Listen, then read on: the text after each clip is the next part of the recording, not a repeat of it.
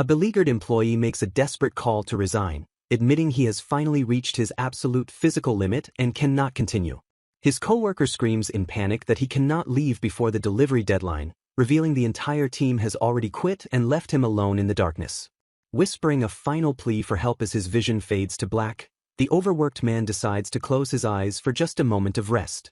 He awakes to the jolting rhythm of a carriage and a stranger's voice commanding him to get down, only to realize he is staring at a child's hand.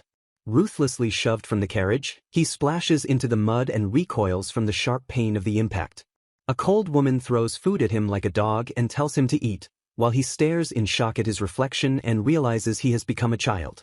Surrounded by a hyper-realistic landscape of mountains and other children eating in silence, he desperately wonders where he is and what has happened to him. The woman stares down at him with dead eyes, remarking that he would have been lucky to die easily from the fall. Confused by her talk of buying and selling, he asks where they are going, only to be told they are heading to the capital to sell him. The carriage crests a hill, revealing the sprawling, fortified architecture of the capital city below. They arrive at their grim destination, the bustling and terrifying slave market. An auctioneer announces the start of the slave auction with booming theatricality. The protagonist is shoved onto the stage first, humiliated as the bidding opens at 1,000 G for a 6-year-old boy. The crowd mocks him as useless, driving the price down to a pitiful 600 G while he laments his fate to die as a slave in a strange world. Just as the auctioneer threatens to dispose of him for lack of bidders, the boy locks eyes with a noble group and the price bottoms out at 500. A deal is struck for Lady Basim, and the boy is roughly shoved into a back room to meet his new owner. He comes face to face with the elderly Lady Basim and her attendant, recognizing them as the ones who met his gaze earlier. The attendant demands the boy's hand to begin the procedure for ownership transfer immediately. A blinding light erupts from the shackles as the attendant uses magic to break the seal, snapping at the boy to stay quiet during the transfer. With the magical contract complete, the auctioneer excuses himself, leaving the lady to decide on a name for her new property. The attendant introduces himself as Falco and his master as Lady Basim von Urza, before bestowing the name Linos upon the boy. Falco commands Linos to stay still and suddenly dumps a bucket of water over the boy's head. To Linos' astonishment, the water instantly cleans him through magic, leaving him sparkling and dry. Falco scolds the boy for his ignorance, incredulous that he does not know common sense about magic or his own latent power. He reveals the shocking truth that Linos possesses the rare aptitude to become a shield master. Falco explains that he used appraisal magic at the market to see the boy's hidden potential before buying him. Laughing that Linos is still just an egg of a warrior, Falco explains that the lady needs a shield master to protect her from political enemies. Linos realizes this is no joke as Falco confirms that appraisal is never wrong, prompting the boy to ask if he too can learn to use magic. Falco grins and signals the end of the conversation, ordering Linos to follow them on the long walk back to the mansion. As they walk, Falco points out Juka Castle, the impenetrable and self-sufficient home of the king. They finally arrive at their destination, leaving Linos to worry about the mistreatment slaves usually suffer as he approaches the gate. Falco presents the modest but dignified estate of the Basim residence. Falco yanks Linos away from the front gate to save him from a magical trap, dragging him toward the servants' entrance instead. Inside, Falco introduces Linos to the kitchen staff and the intimidating head maid, Warsa, explaining his role as a barrier master trainee. Warsa looms over him with a threat of death for disobedience, only to instantly switch to a warm smile and ask if he has eaten yet. She enthusiastically slaps his back, telling him to eat plenty to build strength for his training, and guides him to the dining hall. Presented with a simple meal of bread and soup, Linos hesitates, prompting Warsa to ask if the food is to his liking. Tears well up in his eyes as he is overwhelmed by the kindness of the Basim household, unable to believe a slave would be treated so well. After he finishes eating, Warsa instructs him to memorize the layout of the mansion as she escorts him to his room. She explains the floor plan, noting the Lord's rare presence and the location of the guest rooms and Lady Urza's quarters. Warsa points out the servants' quarters down the hall, and when Linos asks if he can sleep near her room, she smacks him for the second time. She opens the door to his new room, apologizing for the mess since it has not been used in a long time. Handing him a rag to help clean, Warsa explains the daily cycle of work, meals, and magic practice he must follow as a servant. Alone in his clean room, Linos reflects on how lucky he is to have food and shelter instead of dying in the wilderness. His thoughts drift to his past life as company livestock, and how he ended up abandoning the company's delivery plan. Restless and unable to sleep, he gazes out the window, wondering if he can ever return home or if he would even be happy doing so. The next day, Falco begins magic training by instructing Linos to visualize a hemispherical barrier protecting his body. Linos concentrates hard on the image, feeling the blood flow and heat rising within his body as the magic activates. He successfully manifests a barrier, but Falco strikes it to test its solidity, declaring it imperfect but definitely real. Falco explains that barrier masters are rare and essential on the battlefield, requiring immense magic power and mental strength. The mood turns serious as Falco warns that a single mistake will result in the death of his master and fellow slaves. Falco breaks the tension with a loud laugh, promising to teach the terrified boy everything, starting with magic defense. He explains the difficulty of sphere-shaped barriers and casually prepares to launch a front siege attack to test Linos. Linos panics as Falco unleashes a massive torrent of magical fire, shouting for the boy to block the impossible attack. After the smoke clears, Falco laughs that Linos survived and can now learn healing magic, implying the boy took a beating. Back at the mansion gate, a chef kicks Linos down the stairs for being late while Falco heads off to the pub. The chef stomps on Linos, berating him for not prepping the food and reminding him that slaves have no right to talk back. Linos realizes no one is stepping in to help, understanding that this brutal treatment is the norm for slaves in this world. Warsa opens the door and welcomes him back, noticing his unsettled expression after the harsh encounter outside. She pats his head and tells him to go to Lady Urza's room immediately before having dinner. In the ladies' room, Linos is presented with a fine suit and hesitates to accept such splendid clothes for a slave. Lady Basim smiles warmly, insisting he accept them because he is already considered family. She explicitly states that he is a member of their household, cementing his place among them. Moved by the gesture, Linos puts on the suit and vows to become strong enough to protect these kind people. In the dining hall, the maids gush over his new appearance and warn him to eat carefully to avoid staining the fabric. They pile his plate high with food, treating him with affection rather than disdain. As Linos eats, the maids gossip about King Fan's new mistress and the state of the government affairs. They discuss how Prince Orland might ascend the throne soon, noting the Lord is his right-hand man. Linos realizes the Basim family is deeply entrenched in dangerous politics involving the king's brother and the army. The maids suddenly perk up at the news that a specific person is arriving today, causing Linos to worry about a new threat. Head butler Whiten waits at the entrance as the mysterious guest arrives earlier than expected. A young woman steps out of the carriage, greeting Whiten with familiarity and high spirits. She bursts into the room, announcing her arrival to her dear great-aunt, with overwhelming energy. Lady Basim notes that Errol is early, as she was supposed to still be in the Jug Kingdom for military training. Lady Basim explains that Errol, divorced and childless, returned to the mansion to pursue her childhood passion for sword training. Errol declares she trained under the Holy Sword Master to protect the mansion so Falco can stay by Basim's side. She turns her intense gaze on Linos, realizing he is the one Falco found, and warns him he will lose his job if he isn't careful. With a cold stare, she warns him that in this era, magic alone is insufficient to protect anything. Errol declares she will take over his training and put his life on the line to make him the strongest barrier master. Cut to the training ground, where Errol effortlessly beats Linos, disappointed that he crumbled under only 10% of her power. Falco and Errol tease Linos with terrifying smiles, joking that they will train him until it feels like they are killing him. Linos settles into his new life, bonding with the maids over meals while enduring brutal sword training with Errol and intense magical study with Falco.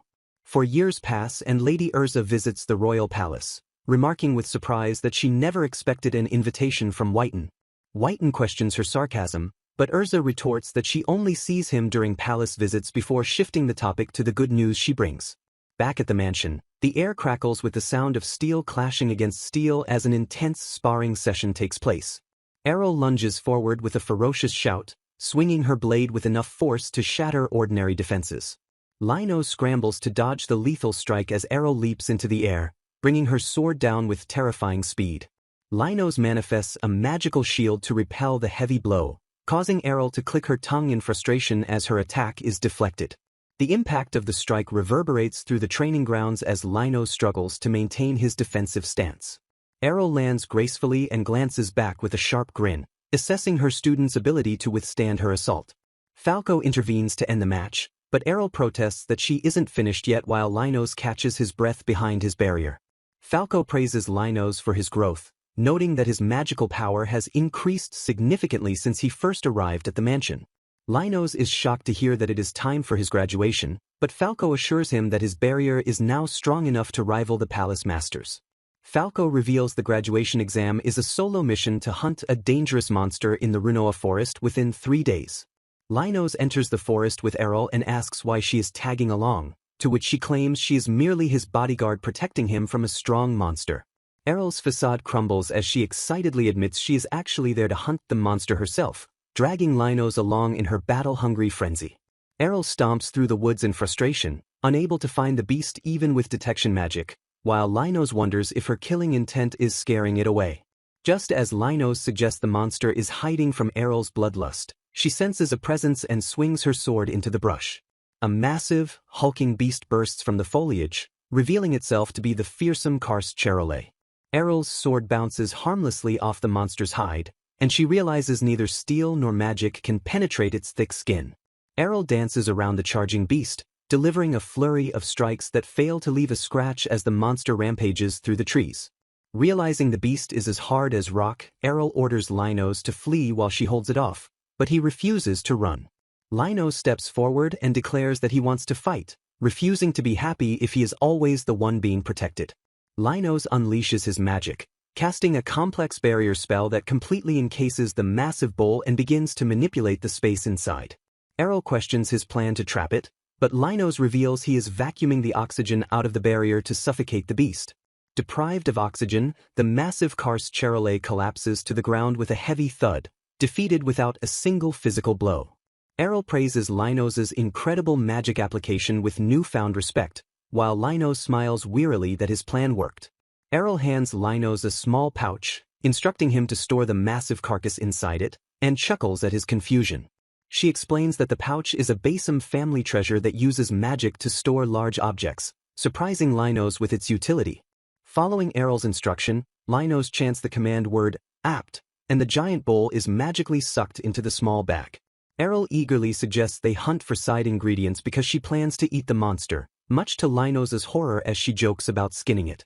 The two forage for mushrooms and wild herbs, with Errol enjoying the freedom of the forest and the prospect of a delicious meal. Linos remarks that he is surprised by her interest in food, seeing a different and more relaxed side to his master. Errol admits that her training usually restricts her to fruits and vegetables, so foraging for her own meal is a rare and fun delight. Linos tries to herd her back to the mansion, but Errol insists on holding their next training session in the forest so they can eat more delicacies. Their banter is interrupted when they stumble upon a second karst Charolais, freezing Linos in his tracks. Back at the meeting point, Errol recounts the battle to Lady Basim, explaining how Linos suffocated the beast with a vacuum barrier. Falco proudly announces that Linos has passed his graduation exam, and Linos beams with happiness as he thanks his mentors. Errol excitedly declares the monster meat a feast for the whole house, while Lady Basim warmly welcomes Linos back from his trial. Lady Basim gazes at Linos with a knowing look while Errol laughs heartily, already planning the menu for their monster feast. Linos insists he has done nothing to deserve praise, but Lady Basim smiles and insists on thanking him. Basim remarks that Errol has started smiling beautifully ever since she began spending time with the boy. She wishes for Errol's happiness from the bottom of her heart and thanks Linos for saving her niece. Basim tells Linos he is an irreplaceable part of the house and urges him not to hesitate to share his troubles.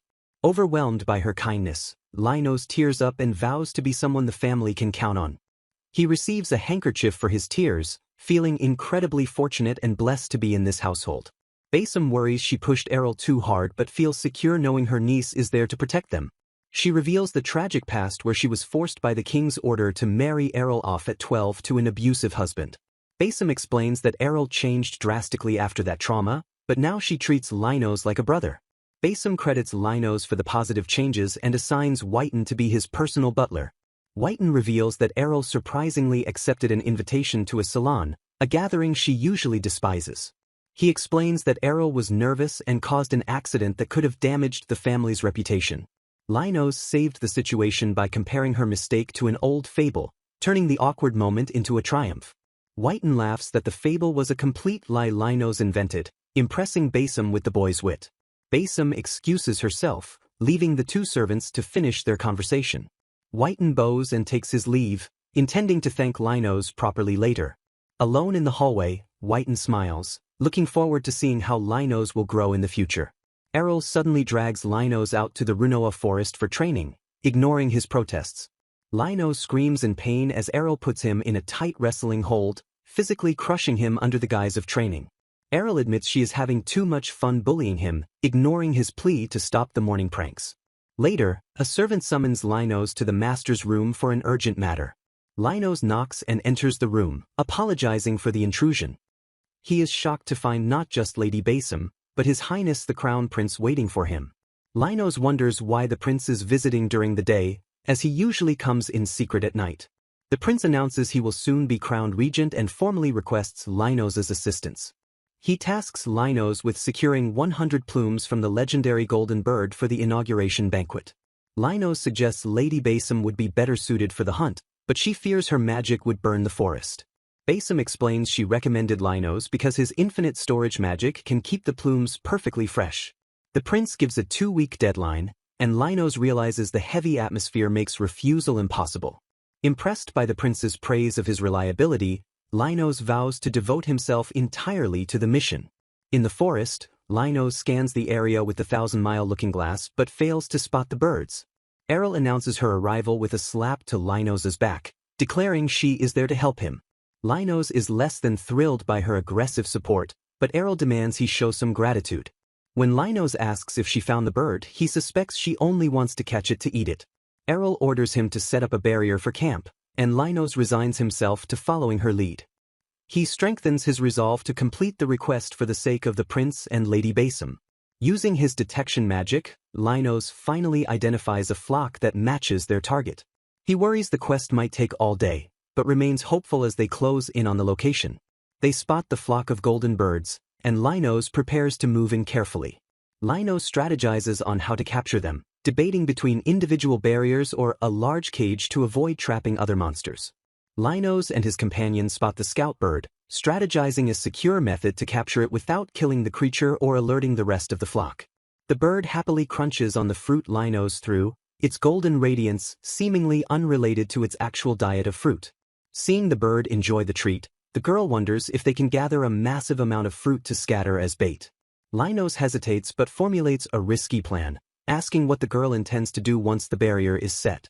He explains his intent to alter the environment inside the barrier to make it comfortable rather than suffocating the prey like before. As Linos adjusts the temperature and scent to trick the scout into feeling safe, the bird begins to look strangely flushed and disoriented. The plan succeeds as the bird falls into a deep, peaceful sleep, much to the girl's amazement. While the girl prepares to move the captured ones, Linos mimics their chirps perfectly to lure the rest of the flock. The sky lights up with blinding brilliance as a massive flock descends, drawn in by the deceptive call.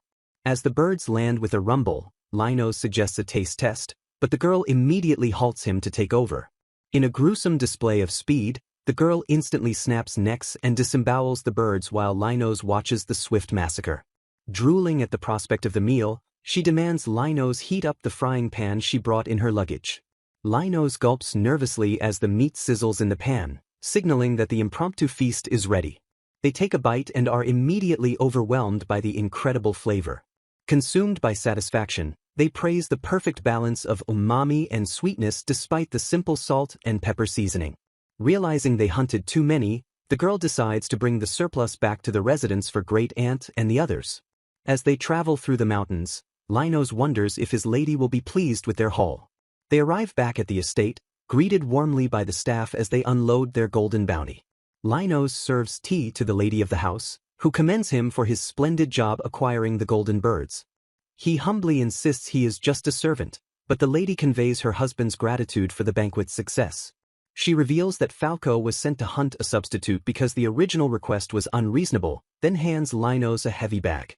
Linos is shocked to find gold inside, extracted from the birds, which the master insisted be given entirely to him.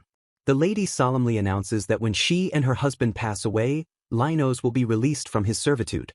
Overcome with emotion, Linos weeps as she explains that their advanced age means his freedom is approaching fast.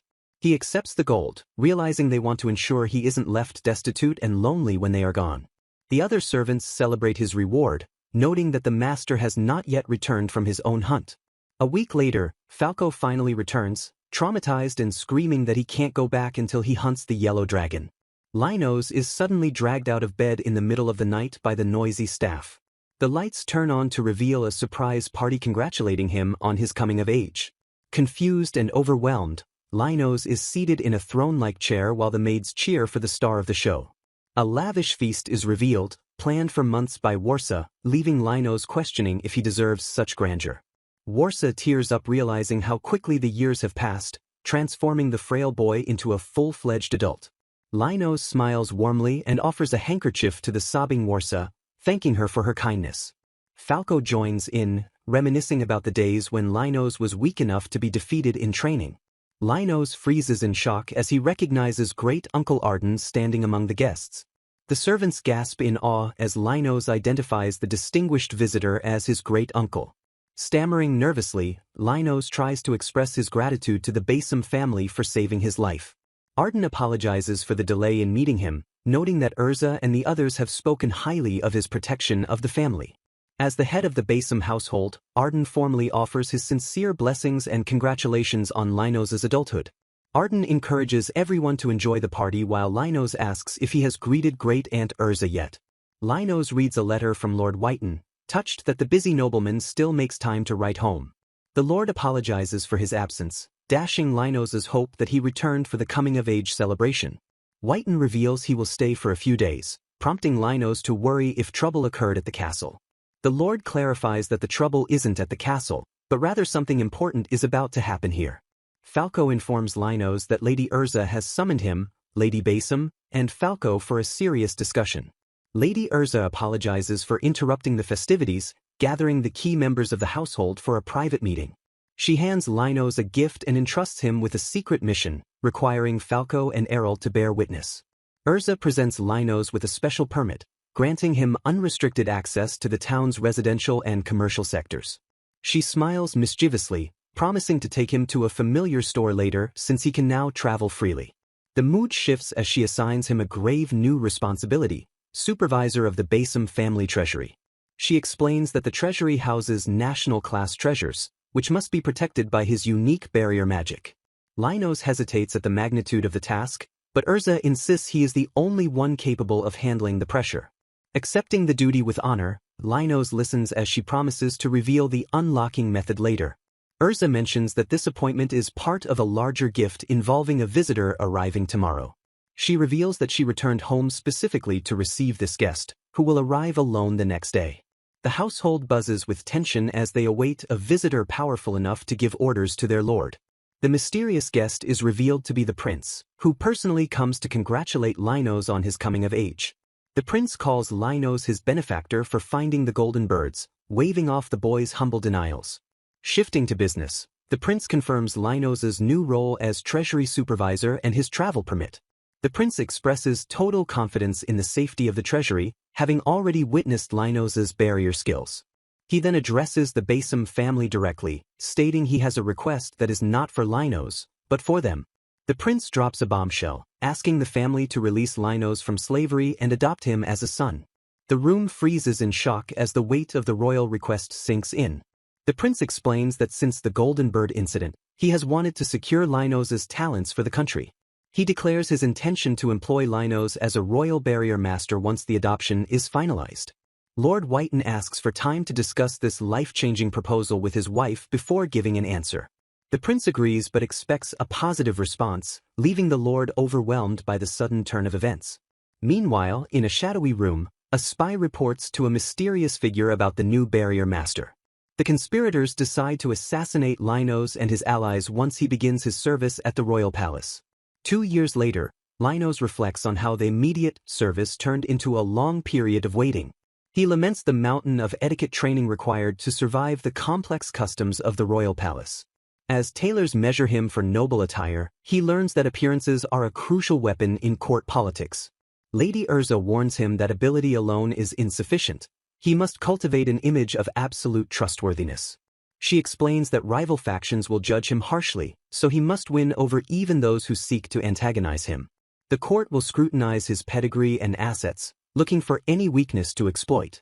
Lady Urza cautions that if he fails to gain trust, enemies will isolate him and obstruct his work as the black sheep. She commands him to hold himself with dignity, assuring him that the Basim family prays for his safety. She bestows upon him his new noble name, Linos Dake Basim, reviving the founder's name by royal decree. Overcome with emotion, Linos accepts his new identity, but Errol abruptly interrupts to drag him shopping.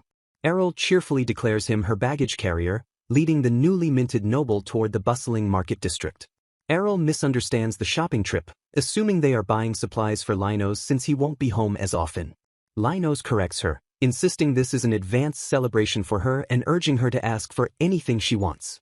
Reflecting on his new life, Linos lists the luxuries of freedom, warm meals, and kindness he now enjoys daily. A smile crosses his face as he realizes he has been so blessed that he momentarily forgot his status as a slave. They arrive at a market stall, but Errol gets angry when Linos focuses on a bag of beans instead of buying her a gift. Linos excitedly explains that these red beans are adzuki, recalling how he used to cook them with his grandmother. The shopkeeper is impressed by the boy's knowledge of how to process the beans into butter and paste. Errol immediately decides to buy them after tasting a sample, though Linos reminds her they still need his daily necessities. As they walk, they discuss his upcoming departure in November, both admitting to feeling nervous about the separation. Linos notes that despite his adoption into the Basim family, their social status dynamic hasn't really changed. Errol suggests he drop the formalities and just call her Errol, causing Linos to shout in pure shock. He stammers helplessly, unable to bring himself to say her name without the usual honorifics. Errol demands he practice immediately, complaining that his formal speech feels distant and disgusting. Distracted by a window display, Errol instantly forgets the lesson and begs to try on a suit she sees inside. She steps out in a frilly white dress, and Linos compliments her, saying it suits her well. The fashion show continues with various outfits, and Linos praises every single one of them with a smile. Linos teases that she looks beautiful only when silent, prompting her to violently twist his arm and stab his hand. They leave the store empty-handed because Errol claims nothing called out to her, much to Linos' exhaustion. Errol shyly hands him a small package, mumbling that it is a thank-you gift for the adzuki beans. She reveals it is a ribbon she found earlier, offering to give it to someone else if he dislikes it. Linos ties his hair back with the gift and beams a bright smile, telling her he loves it. Flustered by his genuine gratitude, Errol stammers until a massive explosion suddenly rocks the street. The crowd screams in panic as Linos and Errol look up to see the sky filled with smoke and shapes. A swarm of wyverns descends upon the city, heading straight for the strategic target in the distance. The monsters swarm the royal castle, signaling a massive and coordinated attack on the capital. Realizing the danger to the prince and great-uncle, Linos and Errol frantically search for a horse to reach the distant castle. Amidst the stampede of fleeing civilians, a single armored man walks calmly against the flow of the crowd. Linos freezes as the man passes them, unsettled by his eerie composure in the chaos. The soldier stops and smiles menacingly, correctly identifying them as Sir Linos and Lady Errol. He announces that the royal army has seized the castle and that his master wishes to see them. Errol recognizes him as Lukua Madison of the Juka military and accuses him of rebelling alongside Marshal Kurugi. Lukua smirks at the accusation, seemingly amused by the word rebellion. He dismisses her questions, claiming their uprising is a noble act to redirect the kingdom to its rightful path. Errol catches a contradiction in his orders, but Lukua clarifies he was only told to bring Linos to the palace. With a twisted grin, he attacks Errol with lethal intent, forcing Linos to shove her out of the way. Lukua taunts Linos for his fear, his calm demeanor making the threat even more sickening. Linos clenches his fist and declares he cannot disobey his standing order to protect his lady. Lukua counters that if he is truly a loyal slave, he should return to his master's side at the castle immediately. He reiterates that Linos will be taken to the palace where his master is waiting. Linos demands proof that his master is there, and Lukua pulls out an item that leaves both of them in shock. Severed arms fall from the sky and land with a gruesome drop on the cobblestones below. The horrifying realization sets in that these severed limbs belong to Falco, the great wizard and protector of the master. A dark swordsman launches a vicious slash at the woman, forcing her into immediate defensive combat. The woman grits her teeth in exertion while her opponent smiles with sadistic confidence. He commands her not to dodge as he unleashes a flurry of high-speed slashes intended to overwhelm her. Calling him a beast, she defiantly screams for him to take her attacks instead of just dodging. The swordsman mocks her wasted movements and emotional fighting style while Linos watches in shock. Metal clashes against metal as their weapons collide in a spark of friction. The attacker stops his blade inches from her face, noting with satisfaction that she has a barrier on her as expected. He sheathes his weapon, disappointed that a disciple approved by the swordmaster would waste time playing around. Snickering at their predicament, he declares he will simply starve them out since Linos's barrier protects the great ant. He taunts that their defense cannot stop starvation, prompting the woman to surrender to his demands to save them. Linos agrees to surrender, prioritizing the safety of the others while privately needing to verify if the severed arms are truly real. Before they are taken away in the prepared carriage, Linos begs the captor for one specific condition. He demands to meet his master, teacher, and his excellency, which the captor grants with a sinister smirk. The carriage rattles as they travel, leaving Linos and his weeping companion in a tense, heavy silence. Linos frantically wonders if there is a traitor, realizing the barrier failed to activate when soldiers infiltrated the mansion. Watching his lady tremble, he questions why the enemy is treating him with more care than her. She weeps and offers to exchange herself for the other's release, but Linos reassures her that the enemy is actually after him. As the carriage rattles on, Linos apologizes for the situation while she tries to compose herself and stop crying. Approaching the palace, Linos notes with growing concern that the number of soldiers is increasing significantly. Passing through the main gate, the soldiers chatter grimly as Linos notices the smell of blood becoming overwhelming. They spot the group of wyverns from before and realize the fleeing people likely ran to the palace for help. The captor orders them outside, leaving the woman confused as to why the beasts aren't attacking the palace structure. A massive dragon growls silently, imposing its terrifying presence over the gathered soldiers. Linos asks if someone is standing above the main gate, wondering if the army somehow defeated the dragons. He looks up to see a figure commanding the scene from high atop the castle ramparts, visual interpretation of page 27. Linos identifies the man as Marshal Kurugi, who glares down at the scene with cold authority. Shirhaya Kurugi addresses the crowd, proclaiming his title as the Marshal of the Kingdom Juka. He announces that the royal army has seized the throne and overthrown the wretched kingdom to establish a new order. Amidst the roar of the crowd, he declares they will build a powerful kingdom by purging the old, weak blood. The wind howls around the ramparts as the military might of the coup is fully displayed. The crowd is horrified to see the royals treated like cattle in a glass box, screaming for someone to kill the traitor Kurugi. Kurugi orders the destruction of these traitors, demanding anyone to step forward and do the deed. A man pushes a chained captive toward the edge, urged on by Kurugi's ruthless command to do it. The victim plummets from the wall, screaming in terror before hitting the ground with a sickening splatter. The king's younger brother laughs maniacally as he pushes them, claiming he supported Kurugi just for this chance to take the throne. The onlookers flinch as the wyverns approach the fallen bodies, realizing Kurugi intends to eradicate the entire royal family. The beasts feast on the living and the dead, crunching bones in a gruesome spectacle that lacks any nobility. Linos watches in horror as they keep dropping people, realizing he must make a barrier to save even the children falling to their deaths. A man with a sharp mustache warns the group to refrain from interfering as the atmosphere turns deadly. Linos realizes the commotion is coming from the main gate and rushes forward in a panic. He arrives to find the household guards defeated and his family held captive by armed soldiers. Seeing his great-aunt, uncle, and Falco bound, Linos prepares to fight, but Falco warns him not to underestimate the enemy. The enemy leader asks if he is the barrier master, and Linos curses his own carelessness for walking into a trap.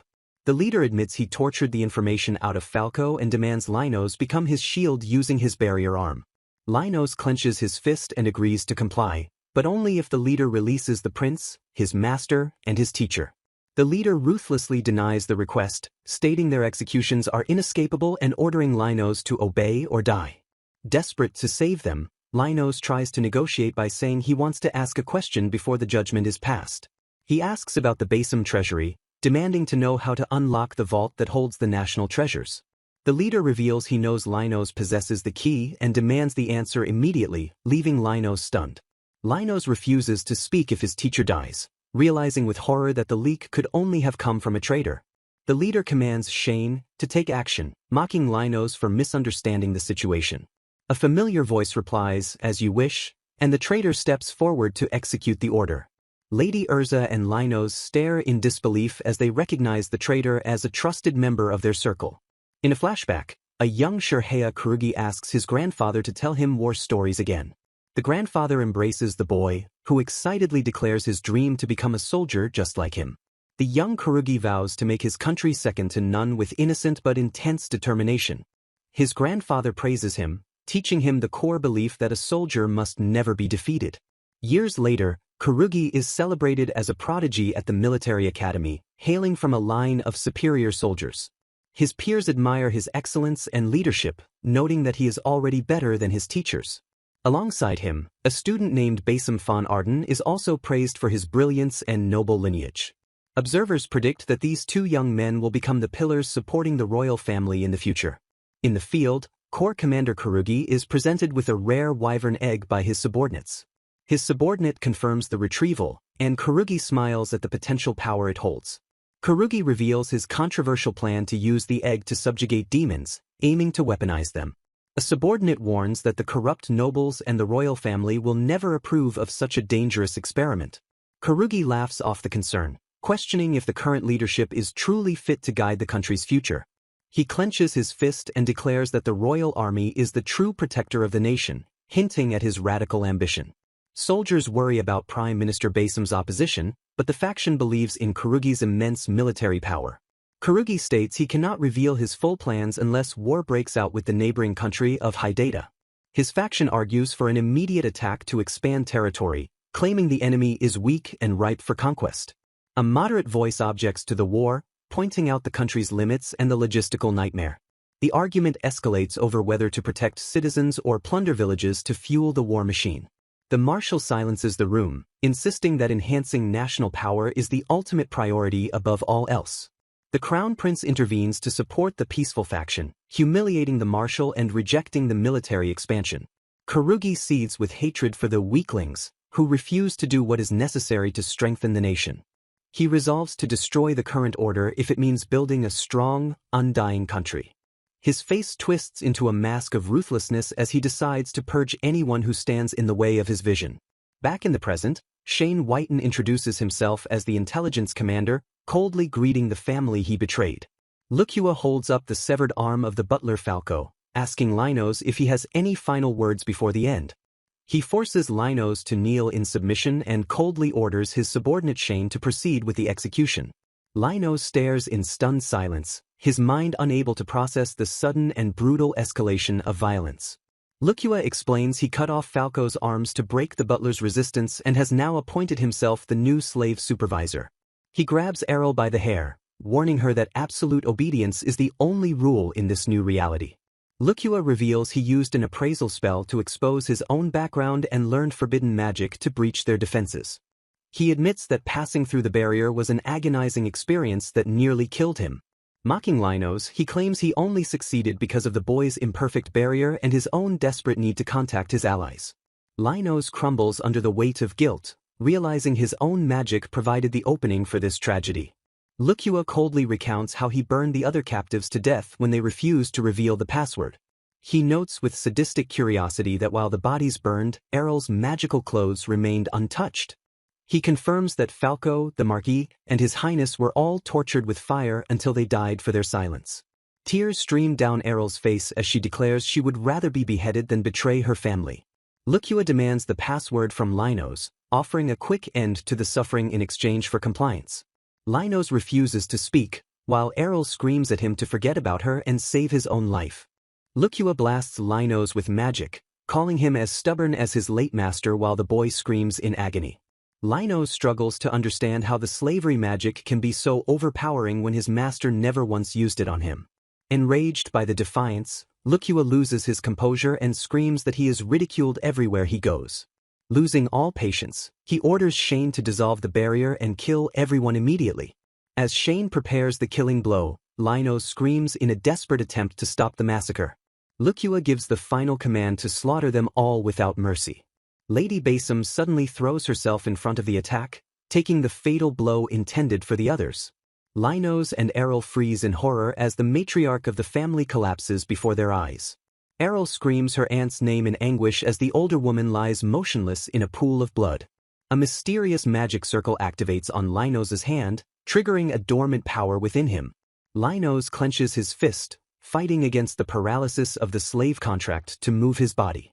The slave mark on his arm shimmers and warps as he forces his body to disobey the binding magic. He bursts into motion, shocking the enemies who cannot comprehend how a slave is defying the absolute order. Memories of the prince flood his mind as he apologizes for taking voluntary action to save them. He realizes this defiance is the final gift he can offer to the people who treated him like family.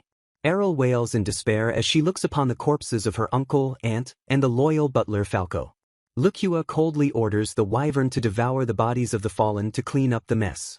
Errol screams for them to stop, unable to bear the desecration of her loved ones. Lucua ignores her pleas, watching dispassionately as the monster prepares to feast. Linos screams for his lady, desperate to prevent the final horror. The wyvern lunges, but Errol charges forward with her sword in a blinded rage.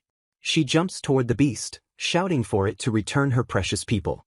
Linos frantically tries to erect a barrier to protect her, realizing he is too late. The wyvern's jaws snap shut, crushing Errol's body in a spray of blood. Dying in the monster's mouth, Errol whispers Linos' name one last time before she is gone. Marshal Karugi watches with sadistic glee as the wyvern crunches on its victim, taunting the beast to eat Linos next. The massive dragon looms over the trembling boy, its jaws dripping with blood as it prepares to strike. Linos stares up in horror, his mind snapping as he processes the sheer cruelty unfolding before him. A dark resolve floods his eyes, and he vows he will never forgive them for this atrocity. Power erupts from him as he declares he will make them regret every breath they take in his presence. As the wyvern destroys the castle structure, Karugi and Whiten dismiss the damage, arrogantly claiming they can simply rebuild a new one. Linos levitates the heavy debris with his magic, wondering why these monsters are laughing after slaughtering his master and friends. Karugi realizes too late that Linos' barrier magic has permeated the very air around them, reaching even their location. The heat inside the barrier intensifies rapidly, causing the villain to realize the deadly trap they are standing in. Linos coldly explains that the heat will boil the water and iron in their blood, causing a steam explosion from within their own bodies. The wyvern shrieks in agony as its body violently combusts from the inside out, collapsing in a bloody heap. Linos steps onto the smoking carcass, asking the terrified men if the pain compares to the suffering his loved ones faced. He grinds his heel into the beast's remains, recounting the fear his lady felt while being eaten alive. Glaring at them with a glowing eye, he asks how much terror they think she endured in her final moments. With a single word, he commands the wyvern to die, finalizing its destruction. A massive explosion engulfs the creature, sending shockwaves toward the horrified marshal. Karugi tries to retreat, but Linos corners him, reminding him of his ambition to build a strong country.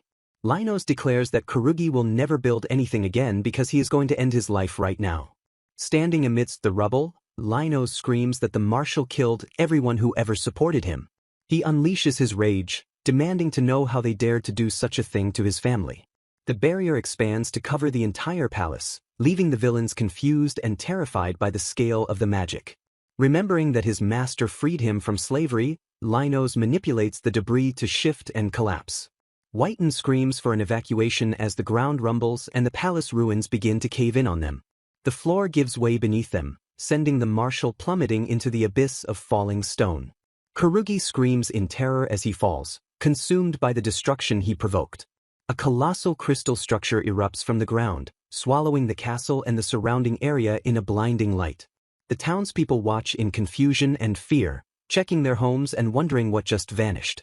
They realize with shock that the entire royal palace has simply disappeared from the landscape. Inside the crater, Linos sits alone on the barren ground, surrounded by the silence of the aftermath.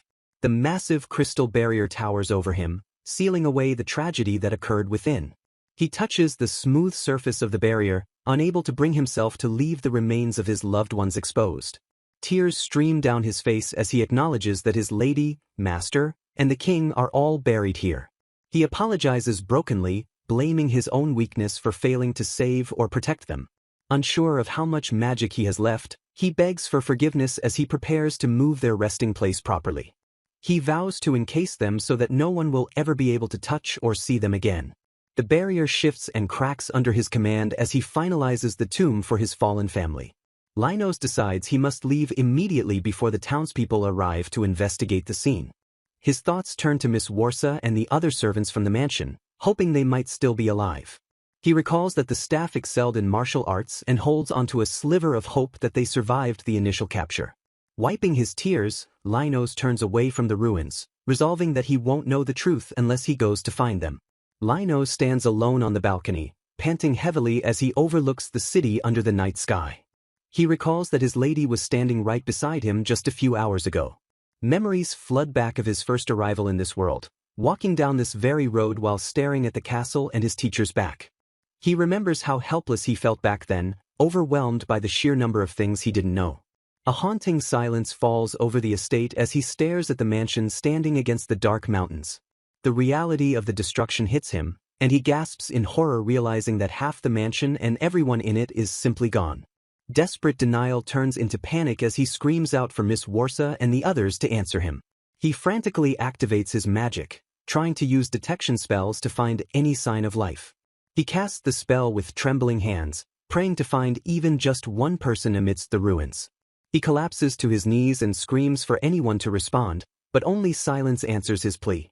A sudden creak catches his attention, but he bitterly tells himself it is likely just the wind or small animals. Walking through the hallway, he notes with confusion that there are no bodies or blood, only the clean severance of the building. He hallucinates speaking to Warsa, imagining her complaining about work as he stares at the void where the servants' room used to be. The illusion shatters, and he whispers a heartbreaking apology to the empty air, acknowledging that they are truly gone. He approaches the heavy double doors at the end of the hall, his heart heavy with the task ahead. He enters the dining room and touches the fireplace, relieved to find the secret mechanism intact. He recalls his master's solemn instruction to retrieve the treasures if the worst should ever happen. Following the protocol, he activates the stone that responds only to those with permission. A memory of Lady Basim surfaces, smiling as she teaches him the password he must use. He recites the password, "I don't get it at all," repeating the confused phrase he once said to her. The stone mechanism grinds open, revealing the hidden passage to the family's secret vault. He steps inside the treasury and sees the legendary artifacts resting silently in their cases. He grabs the heirloom swords and cloth, apologizing to his master for the circumstances of their retrieval. Looking at the items, he clenches his fist and questions if these mere objects were worth the price of everyone's lives. He leaves the vault and instinctively decides to clean up the mess in the hallway, clinging to his identity as a servant. For a moment, he vividly imagines the maids greeting him with smiles and his favorite meal. The vision fades, leaving him standing alone in the cold, silent kitchen. He walks up the stairs, feeling a jarring dissonance as the remaining part of the house feels completely normal despite the tragedy.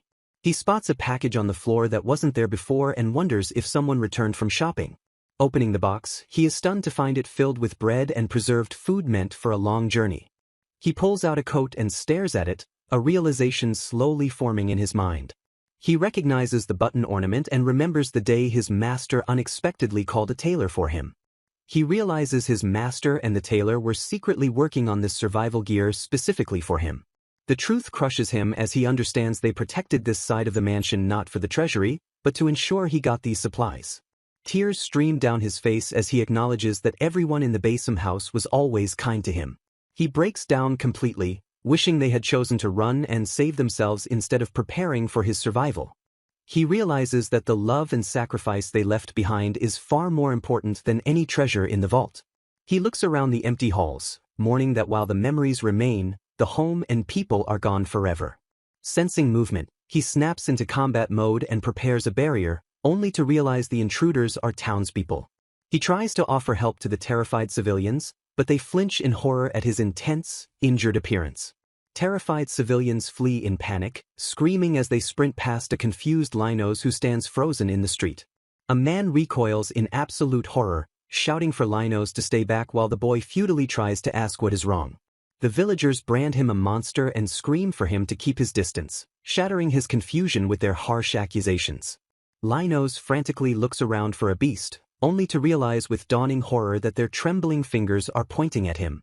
He stares blankly as the realization hits him, wondering if he has truly become a creature to be feared. Touching his face and checking his body, he frantically searches for any sign of horns or transformation that would justify their terror. He finds no blood or deformity, leaving him utterly bewildered by the accusation that he is a monster. Alone in the forest, Linos sinks into deep despair, questioning why he is the only one left alive. He gazes at the empty space beside him, tormented by the absence of the family who always stood by his side.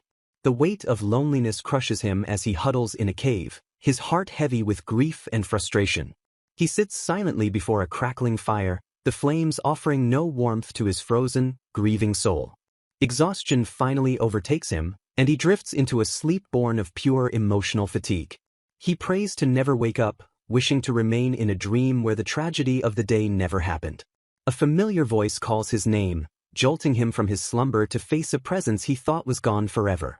Linos stares in disbelief as Falco stands before him, whole and unharmed, contradicting the gruesome death he witnessed. He questions his sanity, recalling the severed limbs and fatal wounds that should have ended their lives. Falco laughs off the confusion, claiming the only thing that matters is that Linos survived the ordeal. Errol teases him for his crying face, her playful demeanor unchanged despite the horror they supposedly faced. Overwhelmed by relief, Linos breaks down in tears, sobbing that he is so glad they are safe. The entire group stands together in the light, smiling warmly at the boy who thought he had lost them forever. Falco apologizes for the intense reunion and suggests they sit down to rest the elderly members of the group. They gather around the fire like a family, creating a circle of warmth and comfort in the cold cave. Linos wipes his tears and offers to cook the red beans he bought, eager to serve them one last time. Errol mocks the appearance of the dish, but Falco calls Linos over for a private word while the pot simmers. Falco notices the worry etched on Linos's face and gently asks what is troubling him. The prince joins the conversation, joking that he can't research the monster issue since the royal library is destroyed. Linos is shocked to see his highness, realizing that even the crown prince has joined this spectral gathering. The prince apologizes sincerely for his past words, acknowledging that Linos saved the country from ruin. He assures Linos that the nation will rejoice at his survival, though the boy denies he deserves such praise. The prince laughs that starting fresh as a common man is an exciting prospect, shedding his royal burden. He reminds Linos that he is no longer a slave, but a free man who can walk the same path as him. Lord Baldurm intervenes, telling Linos that the family treasures are now his to help him on his journey. He reveals that he never told the servants the vault's location to protect them, knowing the enemy would torture them for it. He explains that the supplies Linos found were hidden there by luck, or perhaps fate, to ensure his survival. Falco adds that Errol likely believed Linos would return, which is why she prepared the gifts for him. Linos serves the finished bean soup, crying tears of gratitude as Errol looks on with a gentle smile. They enjoy the warm meal together, the simple taste of Zensai bringing a moment of peace to their final farewell.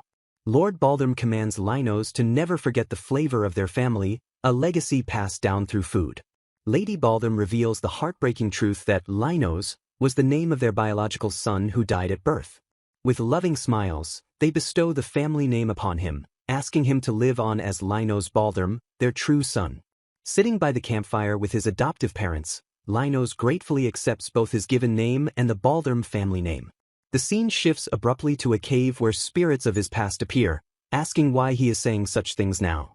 As Linos realizes dawn is breaking, Errol smiles and tells him it is time for him to wake up. His former mentors and family gather around, praising his strength and urging him to live freely however he chooses. Desperate to keep the vision from fading, Linos reaches out and screams that he doesn't want to hear their farewells. Images of his past futile chases flash through his mind as he realizes that no matter how much he runs, he can never reach them. Refusing to accept the separation, he screams Errol's name and lunges toward her fading figure. Errol catches him in a spectral embrace, teasing him for finally calling her by name only at a time like this. She gently scolds him, warning that if he cries too much, his eyes will be swollen when he wakes up in the real world. Linos argues back through his tears, demanding to know the point of living if he can't see, touch, or talk to her. Breaking down into tears herself, Errol apologizes profusely for leaving him behind and making him so lonely. She comforts him by promising that even though they are gone, all of them will continue to live on within him. She reminds him that his magic, his kindness, and his righteous anger are all proofs of their existence. Smiling through her tears, she explains that every little action he takes contains a piece of the people who loved him. They hold each other tightly as she begs him never to forget that truth, even if it sounds like mere platitudes. Pulling away with a tearful smile, she encourages Linos to do his best because she intends to do the same. She makes a solemn vow that they will meet again one day and asks him to promise her the same. To seal the vow, she holds out her hand and asks him to hook his little finger with hers in a traditional promise. Linos hesitates, remembering he cannot touch a spirit, but is shocked when their fingers actually connect in a moment she calls romantic. Grateful for the contact, Linos thanks her while she declares that she is fired up despite the odds being against them. With a bright, final smile, Errol bids him farewell and vanishes into the light. Linos wakes up alone in the forest, realizing with a heavy heart that the encounter was just a dream. However, he clutches his hand, feeling a lingering warmth on his pinky finger that proves the promise with Errol was real. Standing up with no clear goals but a new resolve to live freely, he is suddenly interrupted by a growl nearby. He spots beasts fighting and decides to intervene with a light stun spell to give the victim a chance to escape. He unleashes the magic, but instead of a light tap, a massive bolt of lightning obliterates the area with a deafening shriek. Staring at the charred remains, Linos wonders if his half-asleep state caused him to drastically miscalculate his power. A small, white fox with a third eye approaches him, cheerfully thanking him for saving its life. Linos freezes in shock, staring at the animal that just spoke to him in human language. The fox confirms that it was indeed the one speaking, leaving Linos completely bewildered. The creature trembles and asks if the terrifying human plans to eat it, prompting a confused reaction from Linos. Linos frantically waves his hands to deny it, explaining he only used magic to help and doesn't know why it was so strong. Satisfied he isn't a threat, the fox sniffs him and offers to heal his wounds to repay the favor. The fox places a paw on his forehead, and a warm light envelopes him as the healing magic takes effect. Linos asks the fox to heal his friend, pointing toward the injured unicorn nearby. As the fox climbs onto his head to accept the request, Linos wonders if talking animals are normal in this world. The fox explains that it is a 200-year-old spirit who gained the gift of speech and white fur through accumulated virtue. Linos approaches the injured unicorn, gently telling it to stay still because it is hurt. Panic overtakes the unicorn, and it rears up with a loud neigh, refusing to let the human near. The fox shouts from Linos's head, ordering the unicorn to stop moving and assuring it that this human is safe. Linos apologizes for the scare and activates his healing magic to treat the unicorn's severe wounds. As the light of recovery shines, Linos sorrowfully thinks that he could have saved everyone if he had been this capable sooner. He envisions his lost family smiling at him, a painful reminder of the people who can no longer be healed. The unicorn recovers completely and nudges him with gratitude, signaling that the danger has passed.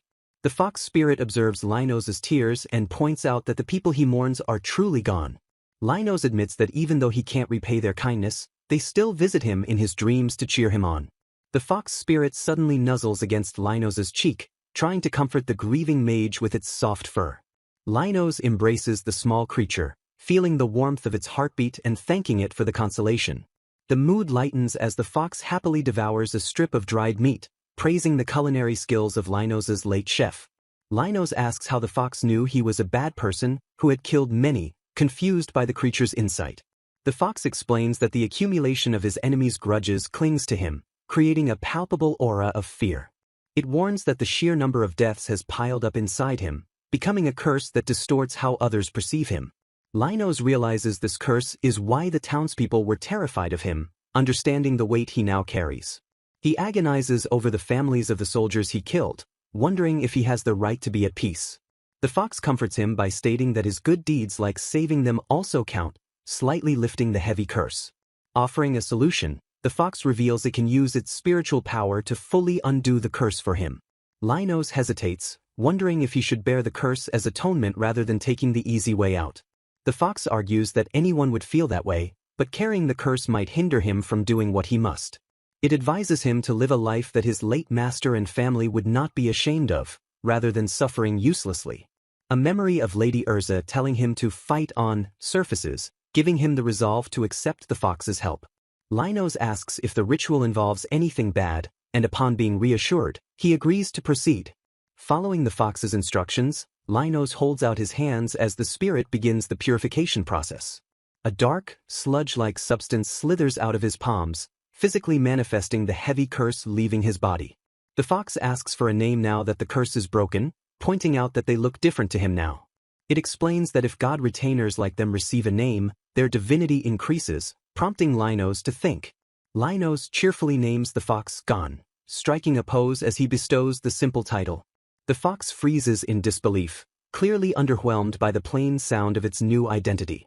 Turning to the unicorn, Linos considers its noble appearance and white coat before deciding on a name. He names the unicorn Ilimo, causing Gon to look on with jealousy at the much cooler-sounding name. Gon complains about the disparity, convinced that Ilimo is just relieved to have escaped a name like Gon.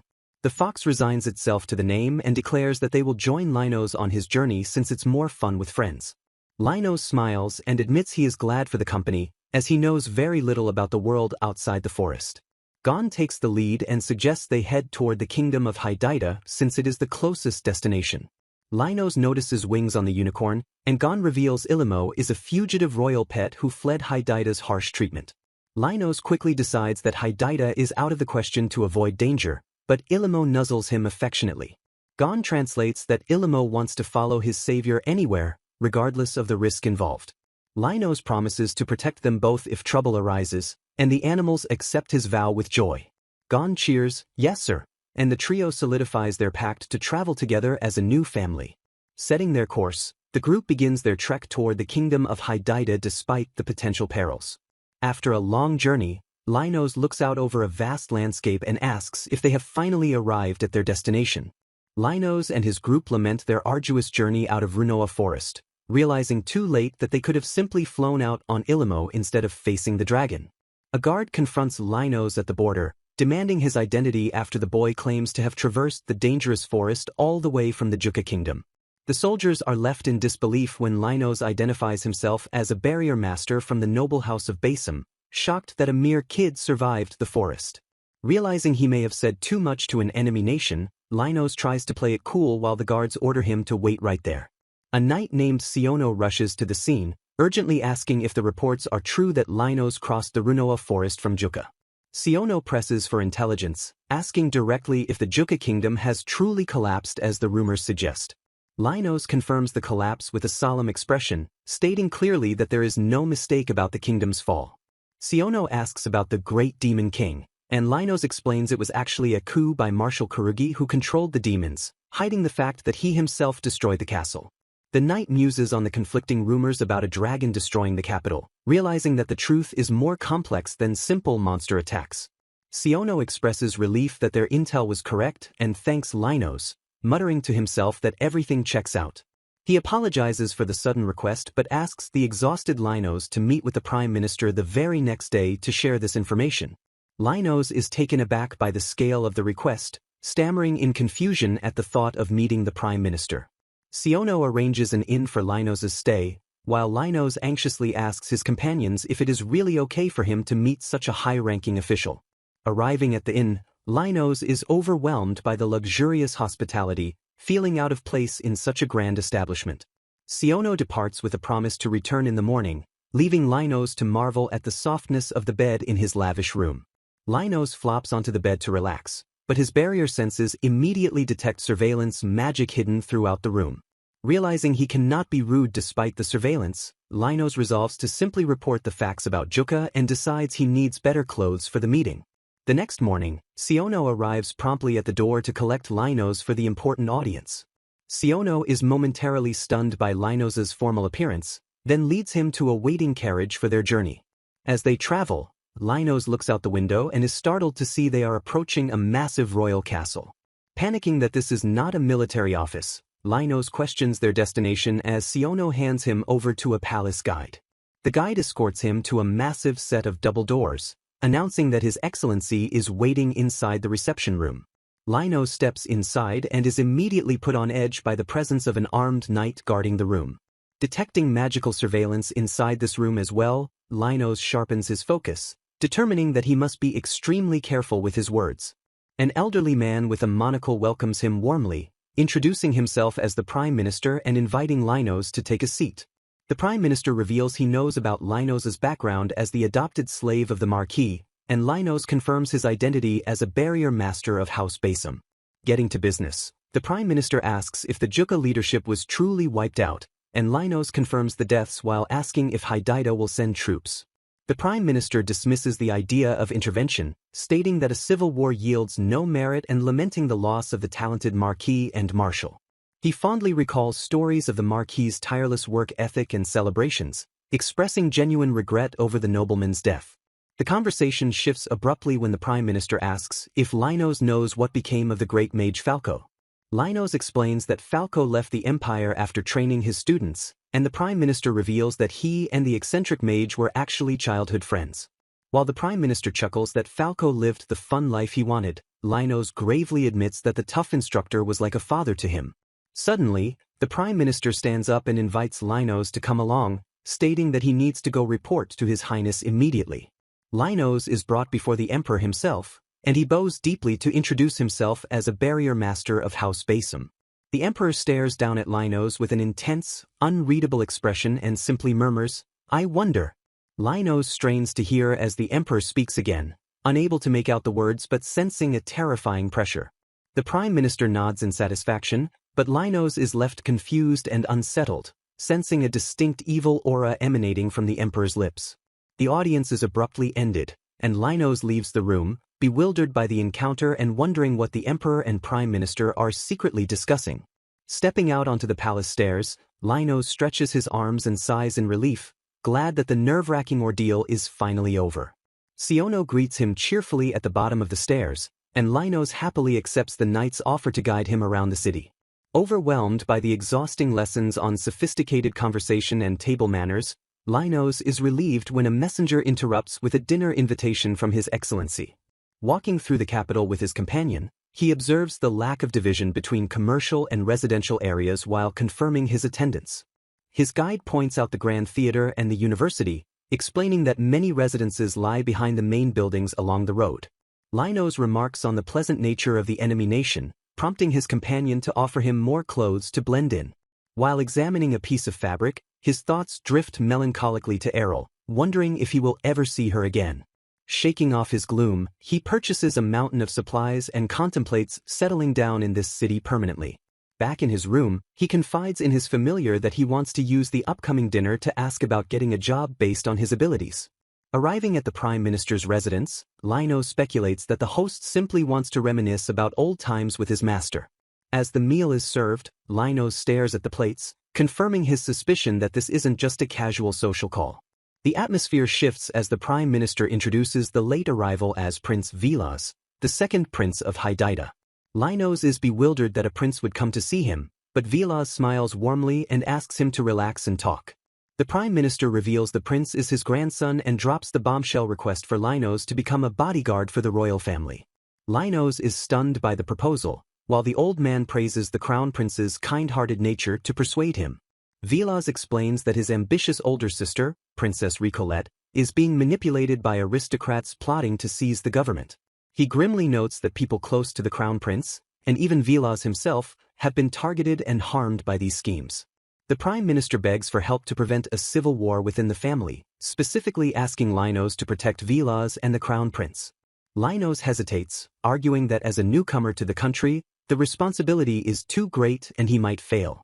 The old man counters that as the adopted child of the Basim house and Falco's disciple, Linos is more than qualified and trustworthy.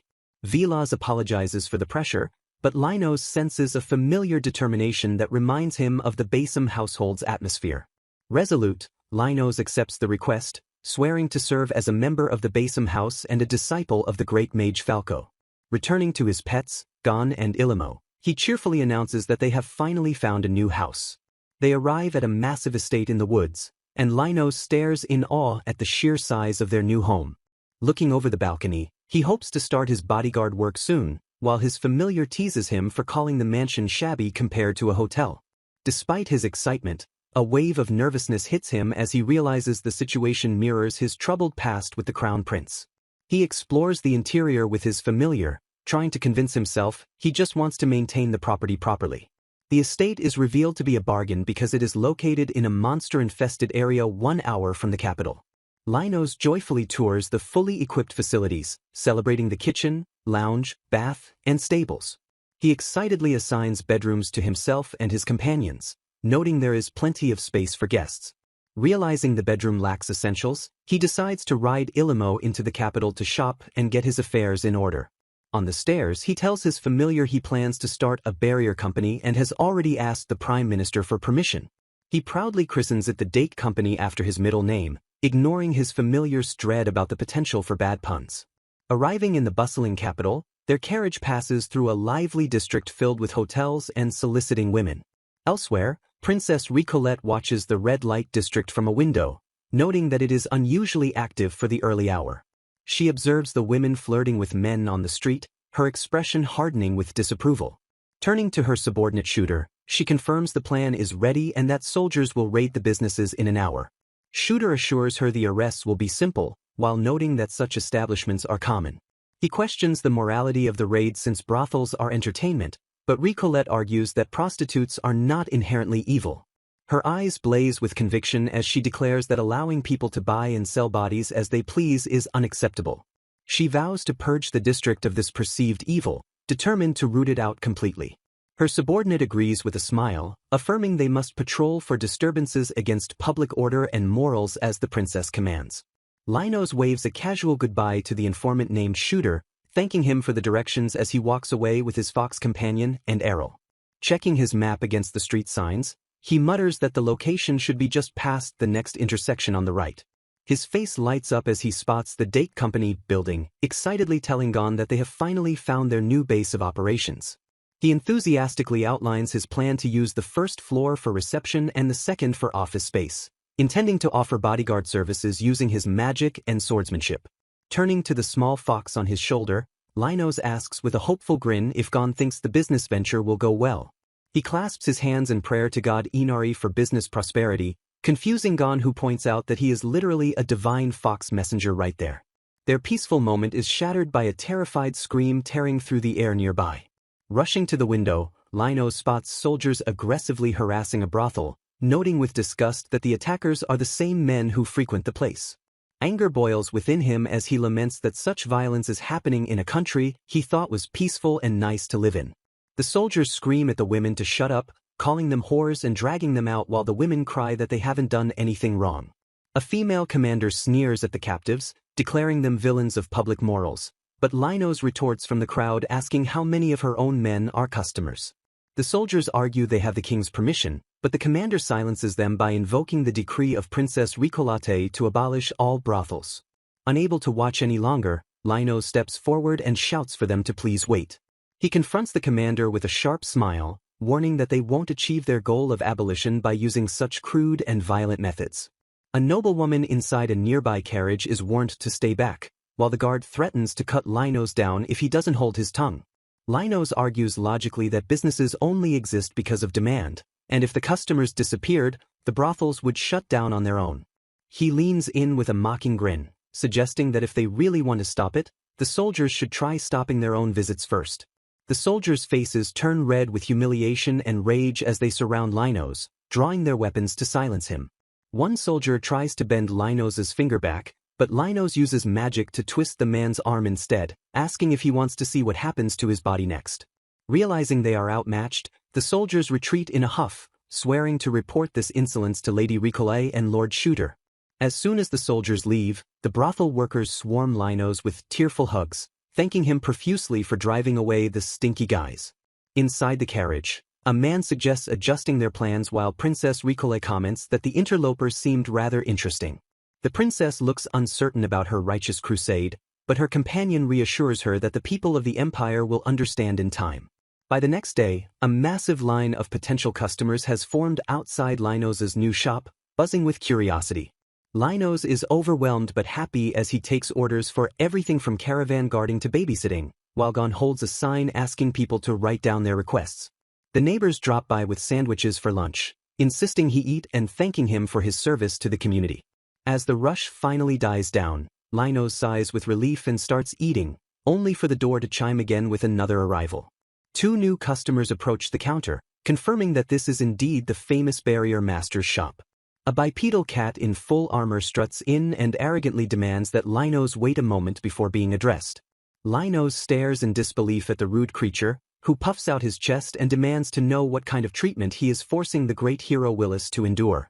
The cat slams a request paper onto the counter, demanding the Barrier Master join his party to help defeat the Demon King. Linos stares blankly at the paper, then at the ridiculous cat, trying to process the absurdity of the request. He immediately refuses and slams the door, leaving the self-proclaimed hero Willis shocked that someone wouldn't know his name. The neighbors laugh and explain that Linos's fame from the brothel incident has spread, unfortunately attracting all the weirdos in town. The conversation turns to Princess Riko, with the neighbors gossiping that she has a one-track mind focused on becoming the next emperor. Linos recalls the name Shooter being mentioned by the soldiers and realizes the princess is a scholar whose investigations have recently intensified. He decides to gather more information by asking the Prime Minister, while Ricolade stares out a high window at the castle. Ricolade stands amidst piles of books, determined to study more to be useful to her father, though she remains annoyed by Linos's interference. Her mind drifts to a memory of her childhood, calling out to her father, mother, and older brother as she tries to follow them. In the present, she stands beside a man who resembles her brother, her expression hardened with resolve as she whispers, "Father."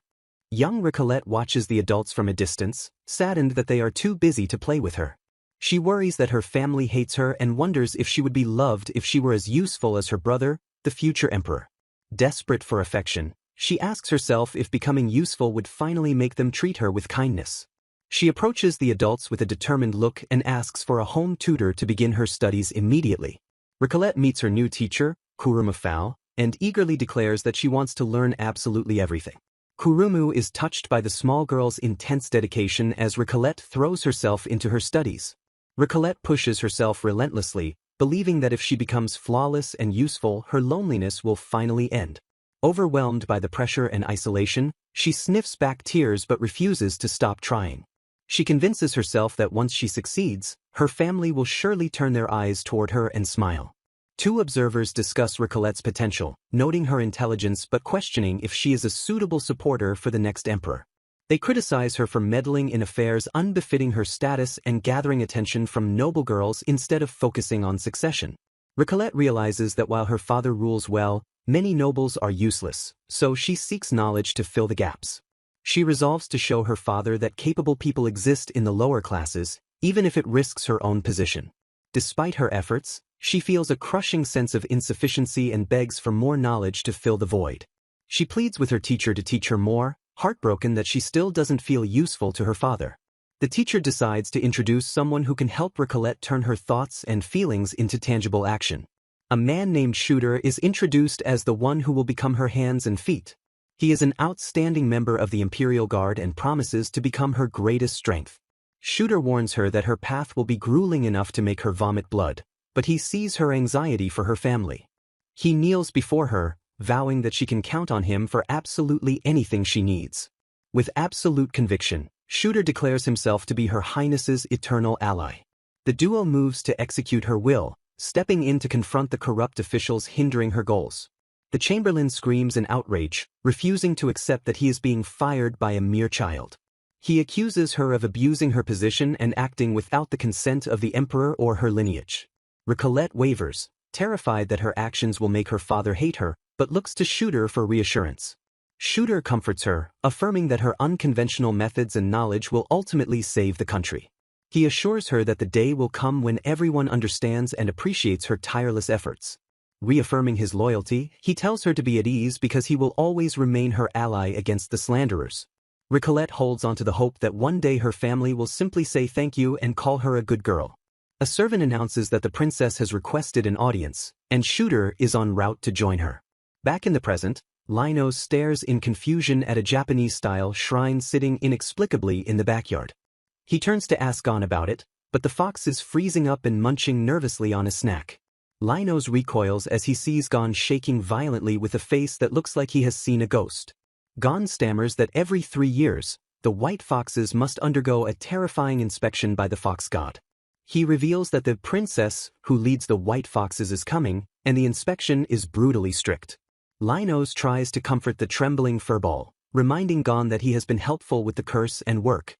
He pats the shaking fox, assuring him that despite some laziness, he has been perfectly diligent. Gon whispers a confession, admitting that he does things when his master isn't looking. Linos demands to know what stupid things he has been doing, and Gon admits to slacking off. To Linos' exasperation, Gon reveals a pile of bribery snacks he prepared to brown-nose the scary fox princess. Linos arrives at the shrine with a heavy box in hand, hoping the entities within will go easy on him while Gon rides nervously on his shoulder. Stepping through the overgrown path toward the imposing wooden gate, Linos reassures himself that everything will be fine. A sudden shift in the atmosphere strikes him, making it feel as though he has momentarily returned to Japan just as they reach their destination. The heavy wooden doors creak open ominously, revealing the mysterious interior of the shrine to the startled pair.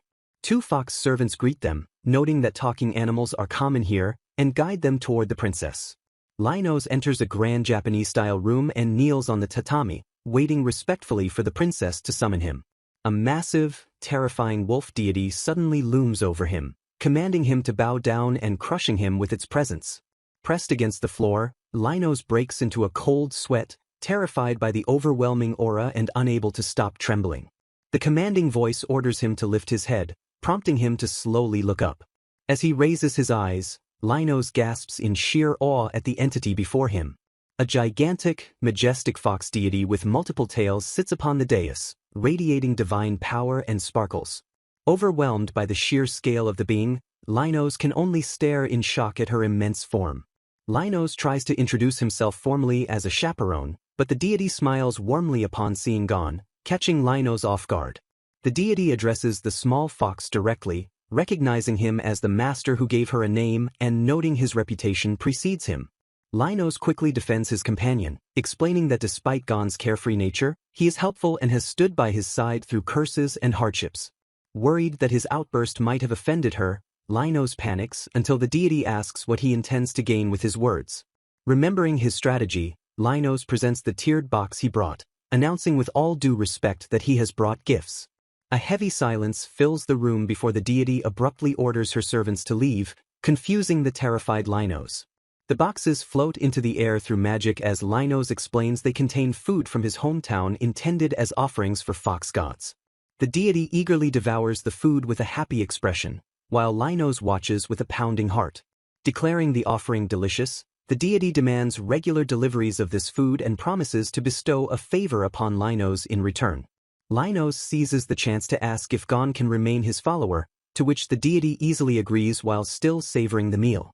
Realizing their plan was seen through but not caring, the deity approves the request on the sole condition that she receives more of those tasty offerings.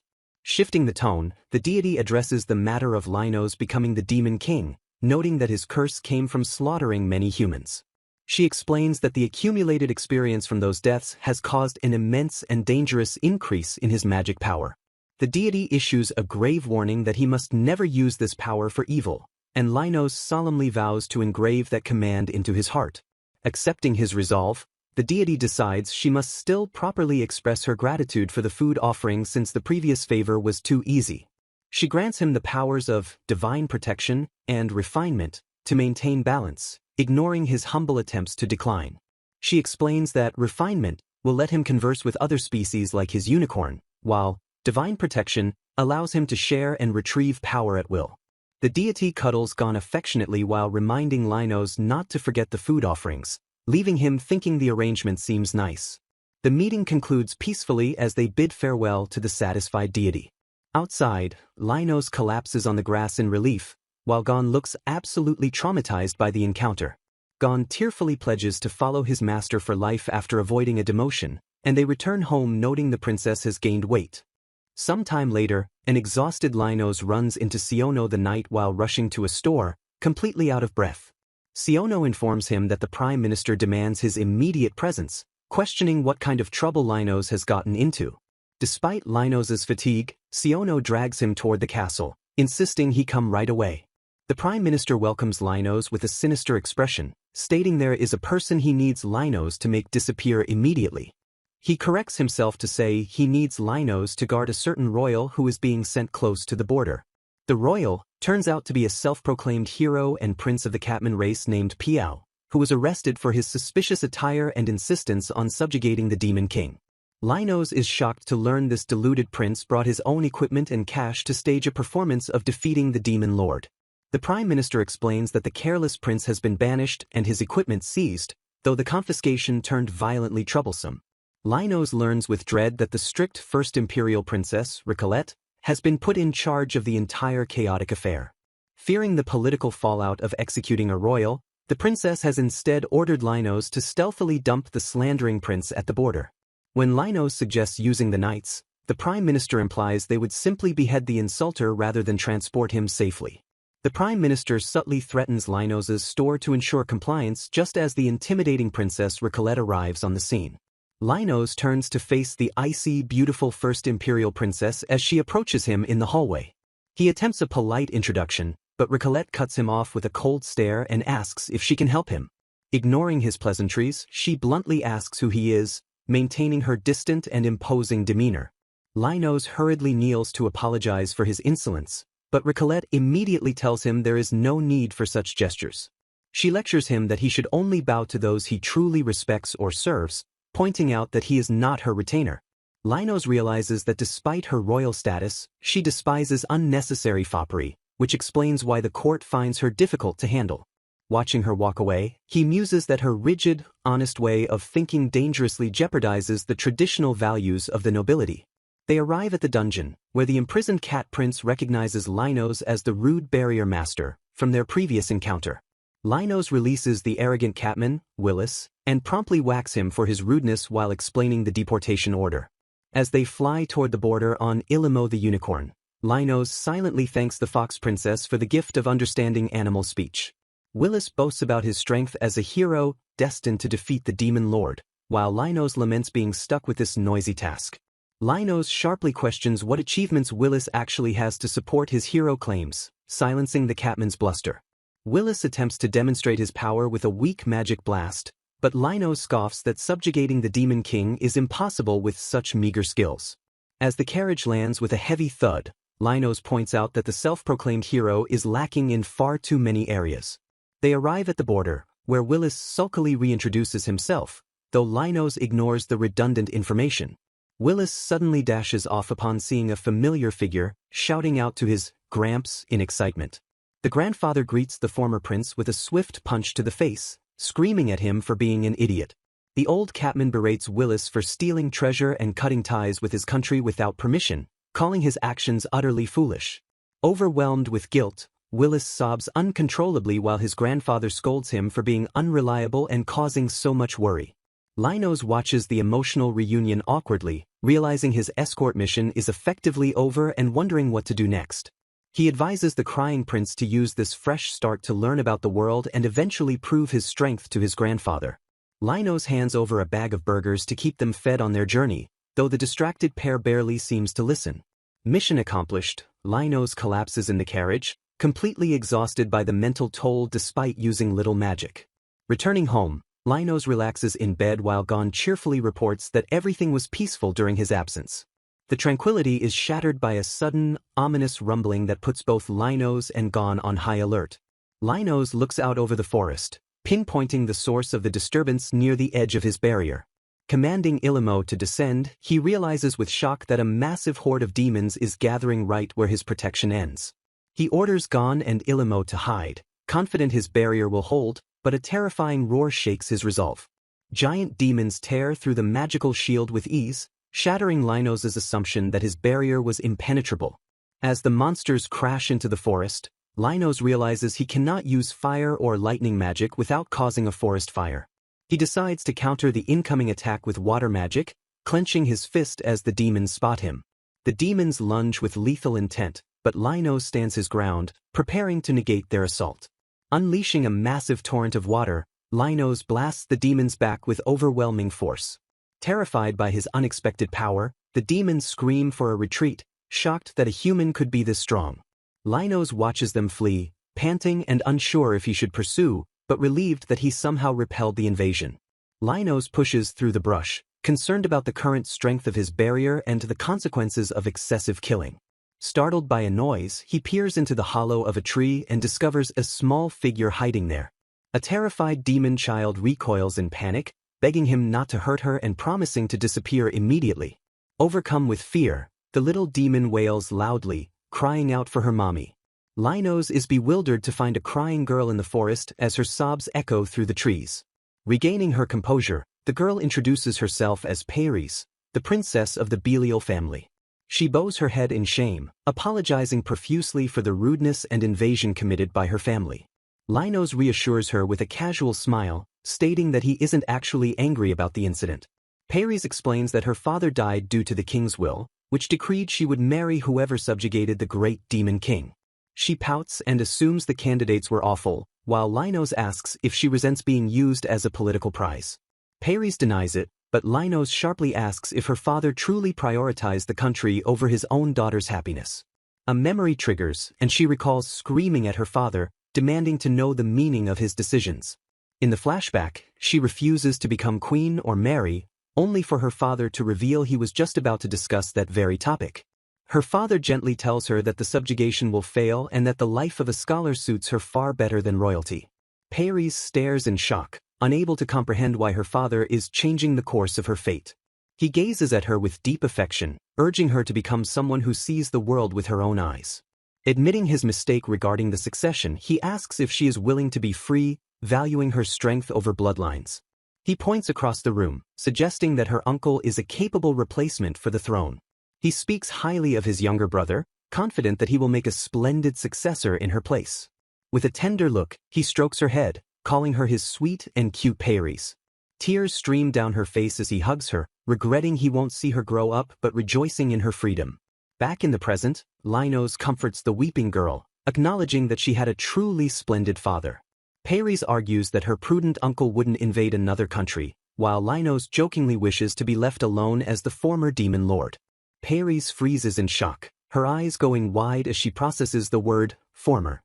Linos quickly backpedals, explaining that he was originally just a normal human working as a barrier master. He vaguely explains that he left his country to secure the bare necessities for survival. Changing the subject, Linos asks Paris what she intends to do with her life from now on. Her eyes light up as she declares her desire to travel and learn about all the things she doesn't know. Linos considers hiring her but hesitates, realizing he currently lacks the funds to support a traveler. He looks at her expectant face and worries that offering her a home might feel like restricting the freedom her father gave her. Deciding to test her utility, he asks if she has any skills with swords or magic, and she confirms she was drilled in both. Linos explains his current job of accompanying merchants to various places as a bodyguard. He proposes that she come work for him, suggesting it would be a good way to expand her world one job at a time. He offers her a position with no questions asked, promising she can leave whenever she feels ready to live independently. Paris blushes with joy and accepts the offer immediately, thanking him for the opportunity. Gon pops up on Linos' head, declaring that since it is decided, they must hold a welcome party right away. Paris eagerly mentions she wants to learn to cook, while Linos realizes he is the only one capable of preparing the meal. Linos welcomes her to the team, confident that with her sword, magic, and cooking skills, she will be a great help. Paris beams with a radiant smile, shouting a happy yes to her new beginning. Meanwhile, a woman lies awake in a luxurious bed, sighing over yet another sleepless night. Princess Recolette permits her maid to enter, who notes the princess's poor complexion caused by a sleepless night of worry. Determined to attend the meeting despite the opposition to women participating, Recolette insists there are things only she can do. Quena looks on with concern, noting that the princess has become thin from constantly worrying about the country and her father. Learning that her father seems better today, Recolette asks for rouge to brighten her face and hide her fatigue. The maid reveals the emperor had alcohol instead of breakfast, shocking Recolette with the news of his poor habits. The Imperial Council gathers to discuss the defense of the country and the consequences of the great demon lord's revival. The key royals, Crown Prince Haito, Prince Virus, and Princess Recolette, take their places as the fateful meeting begins. The Prime Minister opens the session by requesting a report on changes since the last meeting, while the Emperor sighs. Chaos erupts immediately as the nobles bicker and panic amongst themselves, creating a cacophony of fear. A messenger confirms the great demon lord is hiding near the empire, citing a recent demon attack at the border. The emperor dismisses the link to the attack while coughing, stating he has already received reports from his own barrier master. Catching Ricolette's concerned gaze, the emperor weakly commands her not to look at him with such pity. Ricolette inwardly questions why the prime minister and her brothers remain oblivious to the emperor's deteriorating condition. She realizes the emperor has been drinking wine solely to mask the pain of his illness from the court.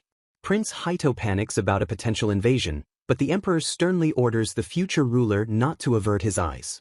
Prince Virus suggests suppressing the citizens with taxes for defense, sparking outrage among the nobles about their own burdens. As the argument intensifies, Ricolette stands up to intervene, silencing the room with her presence. The emperor cuts her off before she can speak, claiming he has already issued detailed instructions to the army. He orders her to leave the rest to the generals, and Ricolette hesitates, biting back her objection. Struggling to breathe, the emperor asserts that he alone will make the decisions to prevent further panic. He resolves to protect his nation and people, knowing that withdrawing now would only incite more fear. In a moment of vulnerability, he asks if Ricolette still cares for him despite his coldness, to which she answers yes. He warns her that her presence is dangerous in the current political climate and that she is creating too many enemies. With a final, stern command, the emperor orders his daughter to leave the council chamber immediately. Ricolette accepts the order with a bow, apologizing to her father before turning to exit the room. Outside the doors, she breaks down in silent tears for a moment before steeling herself to continue. Meanwhile in town, a cheerful Paris begs Linos to buy more food supplies for her chef training. Linos agrees to the expense but teases her about buying too much as she piles boxes into his arms. Watching Paris gush over apples, Linos smiles as she reminds him of his old friend Errol. Paris excitedly suggests they go to the canteen for lunch, and Linos happily agrees to the break. They arrive at the store only to find it unusually closed for this time of day, confusing them both. The owner rushes out in a panic, apologizing for the closure and explaining she is in a huge hurry. She excitedly reveals that a slave market has opened in town right now. The owner explains she plans to buy a good-looking slave to help with the manpower shortage at her popular store. Seeing Linos's darkened expression, she pauses to ask what is wrong, noticing his sudden shift in mood. Linos admits he knows the harsh treatment slaves receive, causing the owner to misunderstand and ask if he was raised for food. Ignoring the awkward question, Linos declares he is going to the slave market, and Paris decides to join him. They sprint through the streets toward the market, urgency driving Linos forward. Linos explains to Paris that while he was lucky, he knows the horrors children face in slavery and wants to help. He wonders if there is anything he can do to intervene as they rush toward the grim destination. Linos bursts into the slave market, startling the owner who asks if he is there to buy a slave too. The auctioneer tries to sell a human male for a high price, but there are no immediate takers in the crowd. The owner explains that these are criminal slaves who can be forced into terrible work because of their status. As the auctioneer brings out an elf beastman, the owner notes that unsold slaves are often disposed of by the traders. The elf is sold for 5,000 gold, and the auctioneer announces the final item for the day is coming up next. A female sheep beastman is brought onto the stage, and the bidding begins sluggishly. Linos realizes the girl has been cursed, which likely explains why the crowd is instinctively shunning her.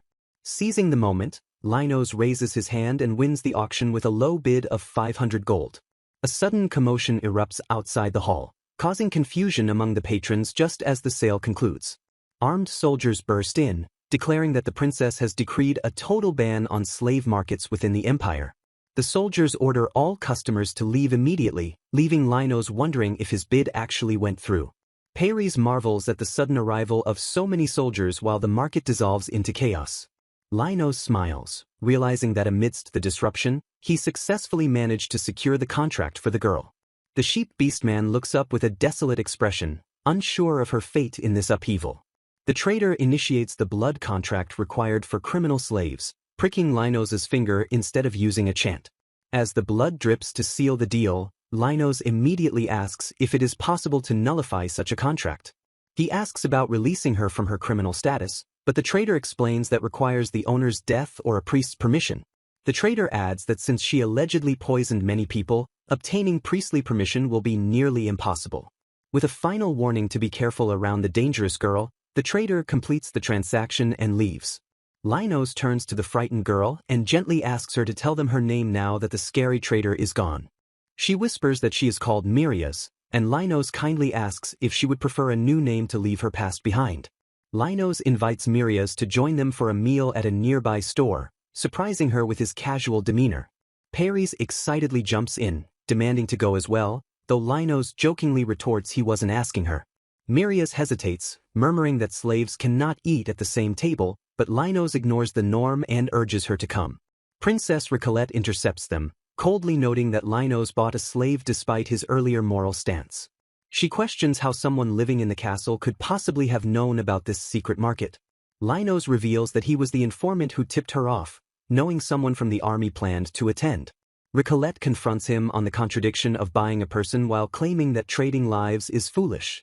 Linos admits he intended to free her immediately, but the criminal slave status has complicated his plan. He passionately argues that no one should live in fear like a slave, asserting that their lives are too uncertain. Smiling sadly, Linos reveals he is a former slave himself, stunning Reincarnated as he takes his leave. Walking away, Linos reflects that he doesn't actually oppose the princess's strict methods or ideals. Paris scolds him for being so relaxed around royalty, while Linos laughs off the tension with a thumbs up. At the restaurant, Linos orders delicious food and insists the hesitant Mirias sit down with them. Confused by his behavior, Mirias asks why he bought a criminal like her and treats her with such kindness. Linos explains that he sees himself in her, as he is also a former slave who has suffered under a curse. He suggests that, like him, she likely had a reason for her crime, but decides not to pry into it right now. The food arrives steaming hot, and Linos encourages everyone to dig in before it gets cold. Mirias breaks down in tears, overwhelmed by happiness at having a warm meal for the first time in ages. Linos comforts her, promising to remove her curse first, even if legally freeing her will take more time. Linos offers Mirias a home, stating he will hold her contract and take responsibility until she can be freed. Mirias trembles with emotion, stammering a quiet thanks while insisting she is fine.